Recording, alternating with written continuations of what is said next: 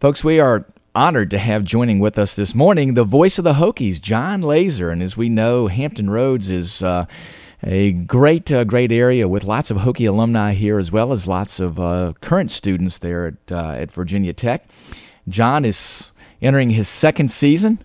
This will be, I think, going on the third season as the voice of the Hokies in 2017. He serves as the lead announcer for Virginia Tech football and men's basketball across the Virginia Tech IMG Sports Network. John has done a number of times during his career in doing the announcing gig. Also served as the voice of the Flying Squirrels in Richmond for a number of years, actually from 2010 to 2015. And that was, previous to that, was the baseball team there was the Richmond Braves, and I worked for the Richmond Braves back in the day. So I had the opportunity to visit with John in the booth there at Lane Stadium a couple years ago to talk to him about his efforts there as the voice of the Hokies. He also worked for the Hampton Roads Sports Network. So folks down in the Hampton Roads area are very familiar with him, worked there from 2014 to 2015. And he served as lead play-by-play broadcaster for college, high school football, and basketball telecast, featuring schools throughout Virginia. So he's well known to folks down here in the Hampton Roads area. So, John, thanks for joining us this morning. We appreciate it. Exciting times there for Hokie sports now with football season getting underway.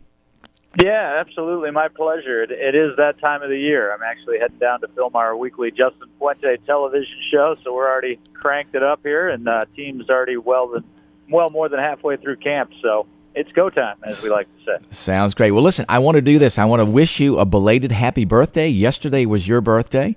Actually, yesterday was my wife's birthday, so my wife and you are born on the same day. So, again, a belated happy birthday. I know that you are busy traveling down the road, but I wanted to wish you that belated happy birthday. So, listen, thanks for all you do there. You do a great job, you and Mike Burnup, in announcing the football and basketball games there. You know, there's nothing like listening to you all on a Saturday afternoon to really get the flavor of what's happening with Hokie football. As you point out, lots of things going on with Hokie football. Josh Jackson, just the day before yesterday, was named as the starter. We saw Coach Fuente and Brad Corneliuson giving an overview about how their selection has taken place and how the team is coming along. So give us your reflection. You're keeping up with things, obviously, there on a day-to-day basis. Give us your perspective on how things are going with Hokie football and what's ahead for this season.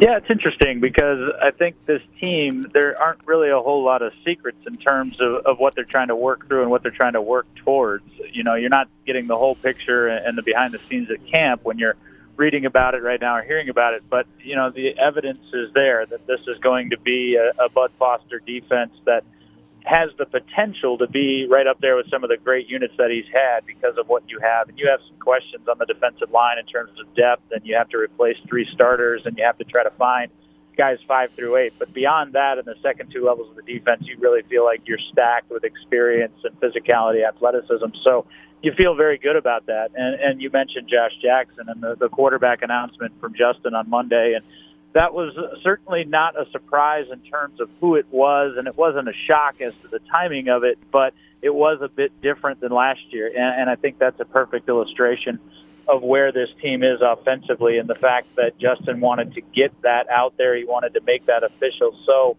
Josh can start to have more of the reps and practice and more work with some of the other younger guys that are going to comprise this offense. So it's a bit of a different situation. You certainly have not a balance at the moment between the experience level on the offensive and defensive side, but I think there is a tremendous amount of excitement due to a lot of the youth that's coming from the 757 and other areas that are going to contribute immediately. And when you have that, you have some unknowns, but you certainly have potential.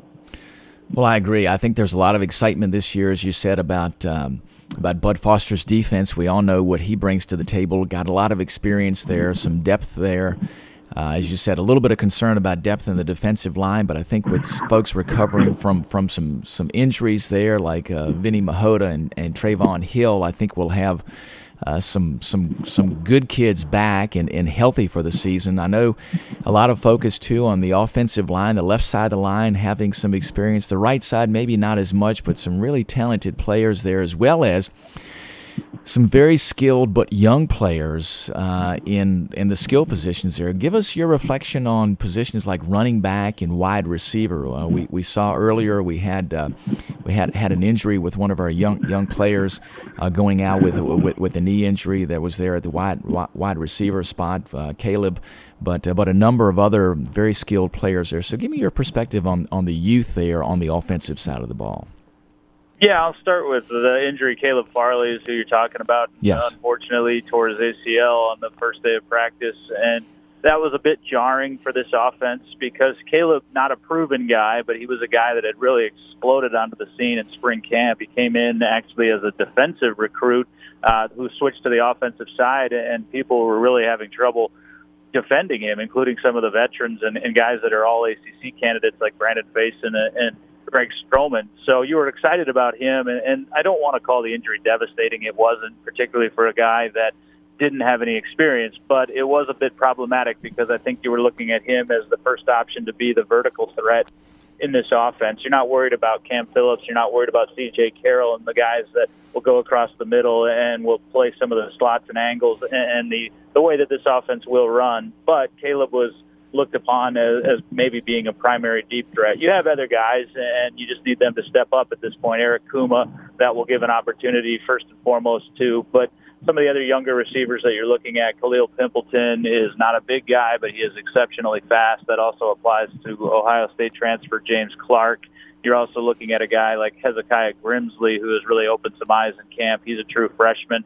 And I think he's going to be factored into the mix, as is Dalton Keene, who's the H-back, non-traditional type tight end. I think you're going to see a lot more of that position, whether it's Dalton or others, Chris Cunningham, a more traditional tight end. But the backfield that you mentioned, Rob, is I think, the strength of this offense, if it's not the left side of the offensive line, because you've got Trayvon McMillan, who is oftentimes overlooked because of what Gerard Evans was able to do last year and what Isaiah and Bucky were able to do. But he is chomping at the bit to return to being the player that he was 2 years ago. And I think he's gained a comfort level in this scheme and what he needs to do when he doesn't have the ball, which is the reason that we didn't see as much of him last year. But then you've also got a guy that's almost been completely forgotten, and that's Deshaun McLeese out of the 757, who came in as a highly touted recruit, unfortunately had a camp injury his first year and then replicated that injury to the opposite shoulder last year in the first game against Liberty. But he is an explosive type back who you may not look at as your bell cow, but he's certainly going to be a guy that can hit a home run for you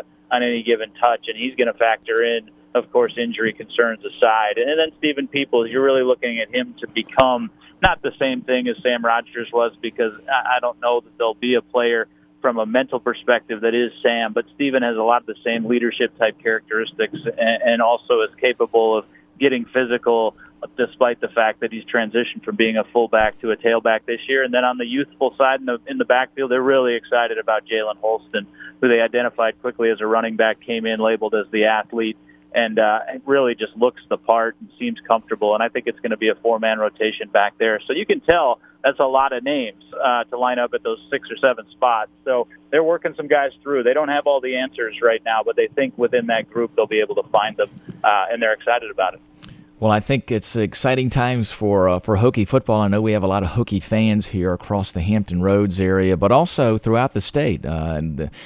John's show here reaches across the state, so I know there's a lot of folks that are interested as football season comes about and all the goings-on there in Blacksburg and what's happening there. But, John, I wanted to touch base a little bit about your background. Very, very interesting. As I spoke of, you spent time here with the Hampton Roads Sports Network and did a lot of announcing for minor league baseball across the nation, and of course some of my background was there working for the Richmond Braves. In fact, my first job there was as the mascot for the Richmond Braves. I was Seymour Baseball. I wore a Braves uniform and a big giant baseball head. Later got to work up in the press box there when Henry Aaron was the farm team director, and when Miles Wolff, who went on to own the Durham Bulls, announced baseball games there on AM radio, and I used to go to the old ticker tape machine and bring the scores in. So that was years ago. That was back in the old days of minor league baseball in a wooden seat stadium. So I know you've seen it all there as you've come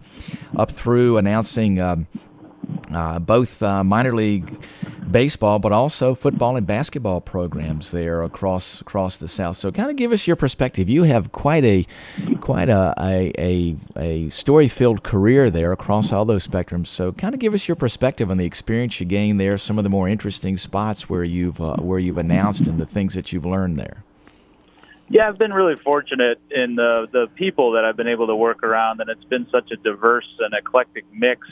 Starting out as an intern at KFAN Radio, which is the predominant sports station in Minneapolis, which is where I grew up, and really getting opportunities before I had earned them in terms of covering some big time programs like the University of Minnesota first and foremost, but then also the Vikings and the Twins and the Timberwolves and the Minnesota Wild, and just being able to interact with athletes at the highest level, and at a young age starting to gain a level of knowledge as to how to relate to them and how to convey the message that they wanted to be conveyed, which I think sometimes we lose a little bit in the media. And I think because of that, I had opportunities and I was willing to relocate. I didn't know where I wanted to be, but I knew what I wanted to do and who I wanted to be, and I was willing to go out and go after those things. And it took a lot longer than I think I thought it would at the outset. And I went to some places that I'd never heard of, like Yakima, Washington, and Altoona, Pennsylvania, and on down to Myrtle Beach, South Carolina, and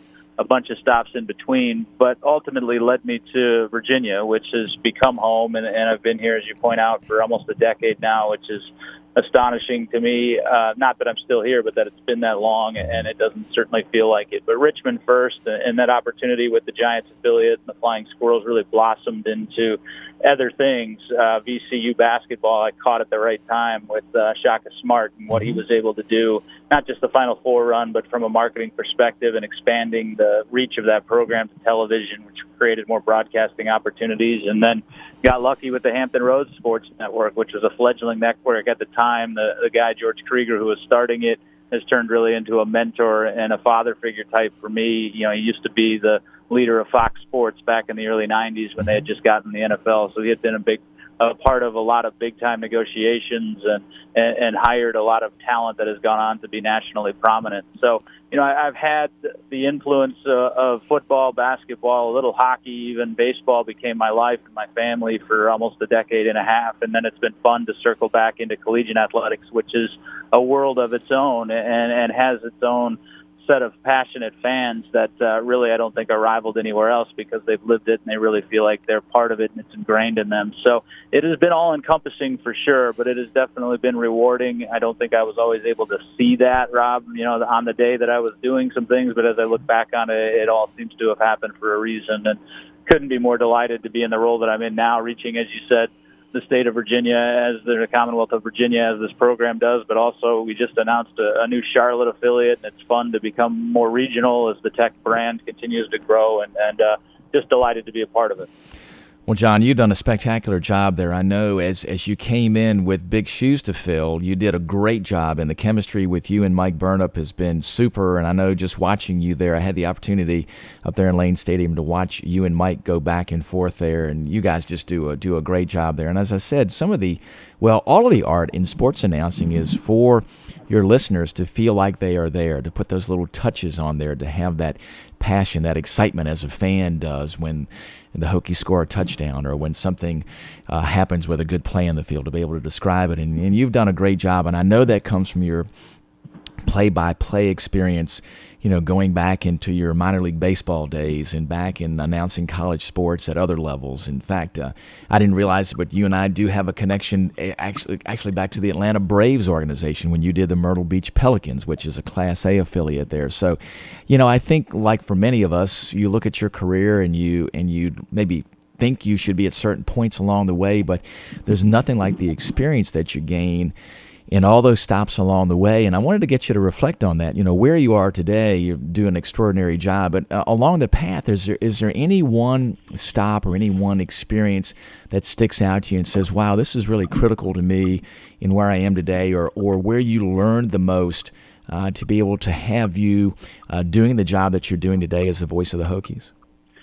Yeah, I think there were a couple of them, and I mentioned KFAN, and that was my first stop out of school, but it was my most important stop because I don't want to undervalue the education that you can get. You mentioned Bill Roth, and he's doing a tremendous job right now expanding not only the broadcast aspect of the tech communications program, but the athletic perception of that communications program, and bringing his Syracuse background blended with 3 decades in Blacksburg to it. And undoubtedly, those students are learning a ton. But it's a field like a lot of fields where I don't think you have a full grasp on it until you're thrust into it. And I learned so much about actually doing the job rather than about the job when I was at KFAN. And I touched on it briefly there. Given opportunities before I had earned them, I'd like to think in hindsight I earned them eventually. But, I can remember being in the Timberwolves locker room and talking to Kevin Garnett and being 21 years old and no idea what I was doing. And, by the grace of some of those players' kindness, they bared with it and stood with it and answered some dumb questions that I asked and got used to having me around. And that comfort level didn't come quickly. But I think ultimately in my years there, I learned it, and not just in one sport, but in 4 or 5, which, diversity is the most important thing in this business. I never got to be on the air until I had mastered running the board, not just for play-by-play events, but for sports talk radio shows and answering phones and learning how to diplomatically screen out calls and the people that were going to be belligerent and the people that were going to be entertaining, and how many packs of coffee the voice of the Vikings, Paul Allen, liked depending on his mood. If he was tired, we used to call it a 2-bagger in terms of how many things then that we had to put in the coffee machine and stuff like that. But, I'm still close with those guys. I'm getting married in less than a year, and a number of them will be here, and it's been, or be there, and it's been almost 20 years later, and that's so gratifying for me. But at the same time, that was the highest level of this business, right? And I was fortunate to go right to it, but I needed to go back down to the other levels and learn how to be Seymour baseball. I've been in a mascot suit or two myself over the years. I needed to paint the outfield fence in Yakima, Washington, and most importantly, I needed to go to Altoona, Pennsylvania, and work for a guy in Todd Parney-Parnell who still runs the Richmond Flying Squirrels along with a couple of other teams, and learn what it meant to actually throw all of yourself into it and not just say, well, I think I'm good enough to call baseball for 3 hours a day, but recognize that you might have the ability and the God-given ability to play at a level that's higher than some other folks, but you need to use that to elevate those folks and not use it as a competition. And that means getting there at 6 a.m. if the group sales folks are, to hand out Lunchables to students, and staying until 2 a.m. To socialize with the farm directors and the scouts and the true baseball folks that can teach you the game. And again, I go back all the way to my first response. I've been so fortunate, and it's not been all coincidental. It's been some of the choices that I've made to be around the people that I've been around. And I think the biggest other thing has been geographically, Rob. I mean, I am from the north as north gets, up in the Great White North in Minnesota, and there's not a ton of diversity. And coming to the South for the first time in South Carolina and then ultimately moving over to Alabama really opened my eyes up to more cultural differences, not just as it pertains to athletics, but of course across the full gamut. And I think that's the greatest thing you can have, right? Knowledge across a number of topics. Those primary ones for me are athletics, but it's mushroomed into so much more for me, and hopefully has made me a more complete person, and in turn a more complete broadcaster.